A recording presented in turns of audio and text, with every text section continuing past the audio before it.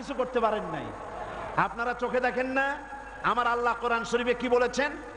হজ করতে যারা যান, ওমরা করতে যারা যান, এই কোরআন শরীফে আল্লাহ পাক বলছেন আওয়ালাম ইয়ারাও আন্না জাআলনা হারামান আমিনান, তোমরা কি দেখো নাই আমি এই হারামকে কি নিরাপত্তার শহর বানিয়েছি?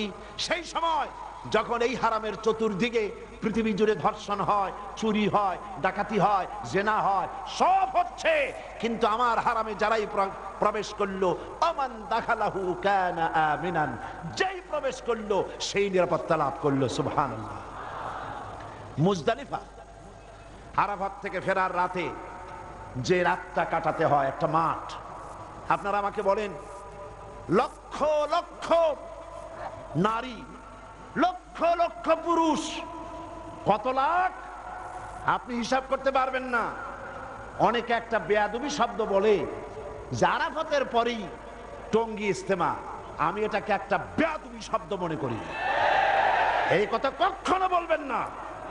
হতে পারে টঙ্গী বাংলাদেশের মধ্যে শ্রেষ্ঠ একটি লার্জেস্ট গ্যাদারিং হতে পারে, কিন্তু আরাফাতের সাথে তুলনা দেওয়া মস্ত বড় বেয়াদবি। আরাফাতে উপস্থিত হওয়া ফরজ, আর টঙ্গীতে উপস্থিত হওয়া নফল নয়। সুতরাং কিসের সাথে কিসের তুলনা?